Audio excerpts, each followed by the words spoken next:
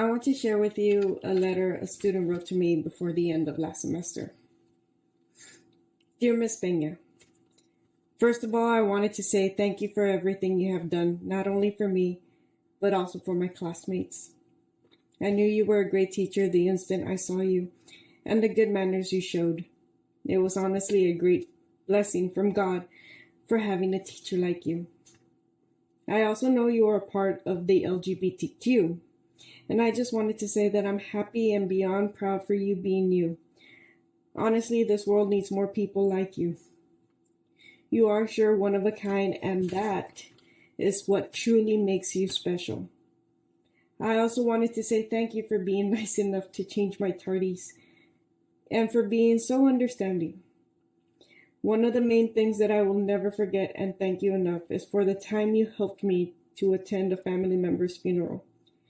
That day will forever be carried and held in my heart, because you did all possible things for me to attend the funeral. Apart from being a teacher, sister, aunt, a best friend, etc., you are also considered to be a guardian angel. I was approached by Latin Exchange to talk about why I teach. Although honored to do so, and as anyone familiar with my ADHD brain, I pondered. Okay, no, hyper focus on that pronoun I. What makes my why different than anyone else's? Why I teach. Why I teach does help in reminding oneself to continue, but that's not the only reason we do what we do. Narratives are important, and I can't stress that enough. Narratives are important.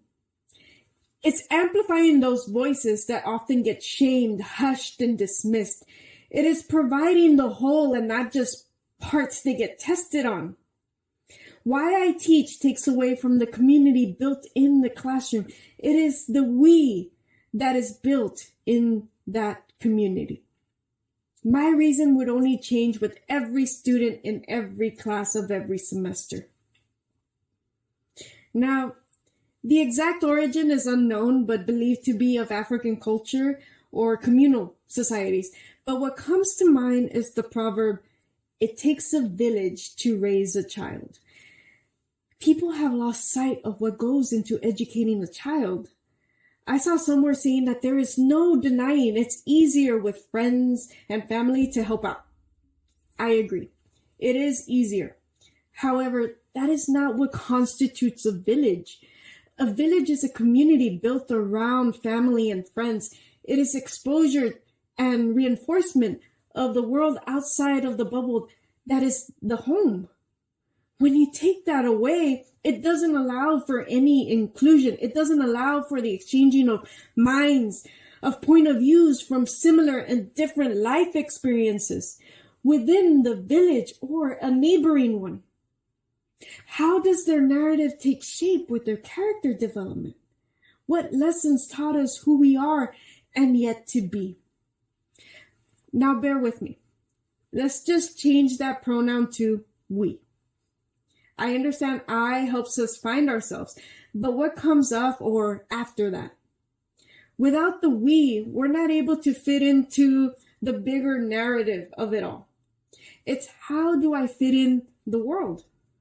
It's changing that concept to how are we going to solve this? What are we contributing to the building of the community? As teachers, we feel like we're in it alone. During the pandemic, I found a community of teachers on TikTok, of all places, trying to relate to one another, trying to distress, trying to cope, basically voicing their own worries and sentiments that reiterated my own. And that's when I felt reassured that I wasn't the only one. Now, in talking about village and community, it doesn't have to be just the people in the students' lives or around the area. Reminding those around us that you teach, those in administration, don't forget that you teach. Those in the district office, the superintendent, don't forget that you teach. Those in the community, don't forget that you teach. Those policymakers, don't forget that you teach. Through actions and inactions, we teach. Everyone's a teacher in their own way, and every interaction shows the student what you think and what you believe in. So it always starts from the top. Those in power that dictate what we should be teaching in our classrooms put restraints on the student, on the teacher, that trickles down to your local school. The community sees how much value is placed on education. We are told to give grace, empathize, and be compassionate with the students.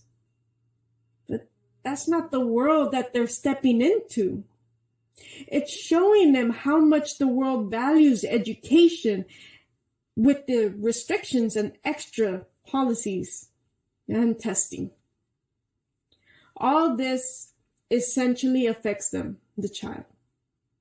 Now, as a community, it's very important to see how that affects everyone. The backlash educators receive when we are told to just take it. That's not who we are. We are that community. We are our students. We are what they become outside of the classroom.